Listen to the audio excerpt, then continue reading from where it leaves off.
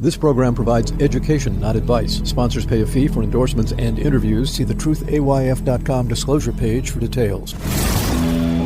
This is where technology, innovation, and personal finance come together. This is the truth about your future with Rick Edelman.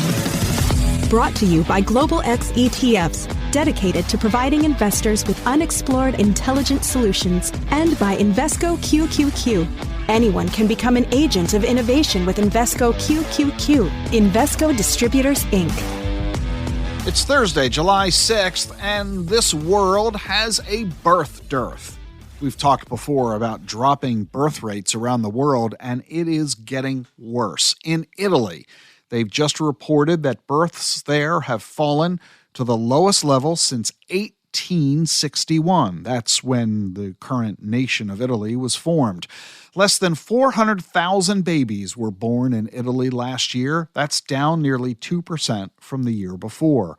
The Italian government is trying hard to reverse the trend. They now actually pay women up to $200 a month for every baby they have. And you get that $200 a month, $2,400 a year, until the baby's 21 years old.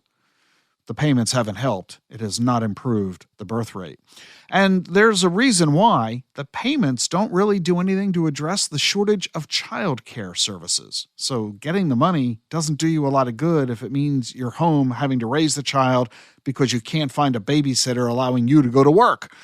Italy has child care facilities for just 1 out of 4 babies. At the same time, there are now 22,000 people in Italy who are over the age of 100. That's 3 times more than in 2000. Think about this. Fewer babies, more old people? That's a bad combination economically, and Italy is not alone. In every advanced economy around the world, the average number of children per woman is below 2. We need 2.1 babies per woman to sustain the population. The only exception is Israel. In Italy, the birth rate is 1.2. Remember, it needs to be 2.1. Italy's, get this, is only the 3rd worst.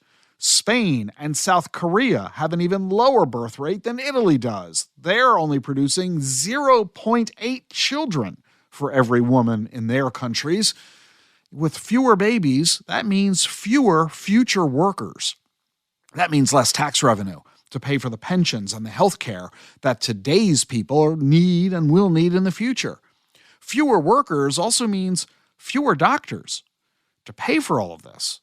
Italy has been borrowing money. Their debt to GDP is 135%, among the highest in Europe. And like I said, this problem is occurring all over the world. Here's one fun statistic. In Japan, they're selling more adult diapers than baby diapers. And guess what?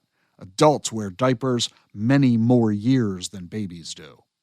So, this is a challenge around the world, and it represents a big problem for political leaders who have to solve it. It represents big challenges economically, but with all of these, there are always investment opportunities as well. And there's one in particular, the Global X Aging Population ETF. You want to learn about it? Go to globalxetfs.com. The symbol is AGNG.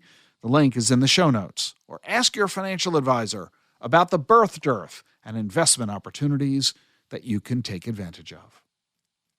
Coming up next week, next Wednesday at 2 p.m. Eastern, I'm going to be hosting a 1-hour webinar on crypto SMAs. What's an SMA? A separately managed account. These are increasingly popular with financial advisors. They offer substantial benefits and advantages you don't get from ETFs. And you'll discover why a lot of financial advisors really like them. And now, if you are a financial advisor, you'll discover that there's a crypto SMA. So come to this webinar. You'll discover how crypto SMAs work, how to gain access to them, and how you as a financial advisor can use them to serve your clients better. I'll be interviewing Matt Hogan, the Chief Investment Officer at Bitwise Asset Management, and Chris King, the CEO of Eaglebrook Advisors. This podcast is designed for financial advisors, but everyone's allowed to attend, you too. You can register for the podcast at dacfp.com, DACFP.com. The link is in the show notes. See you tomorrow. Lately, it seems like buzz around ChatGPT and the potential of generative AI is everywhere. But this trend didn't appear from the blue. It reflects years of innovation by many leading-edge companies.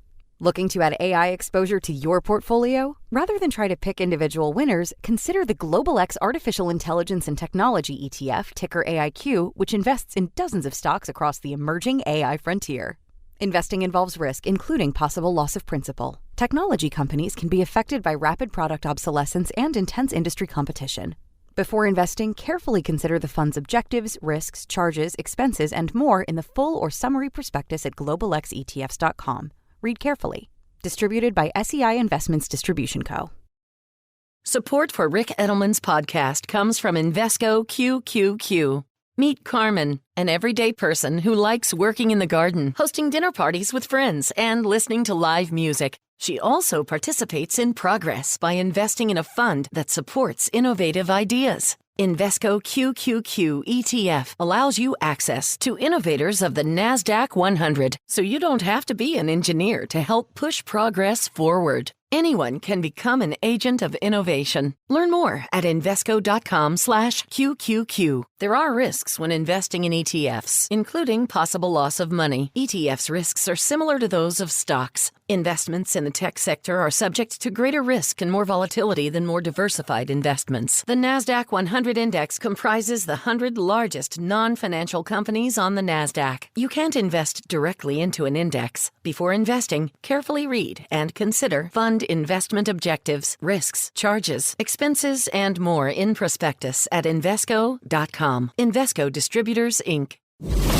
How do advances in science, technology, and medicine translate into investment opportunity? Listen and learn. This is The Truth About Your Future with Rick Edelman.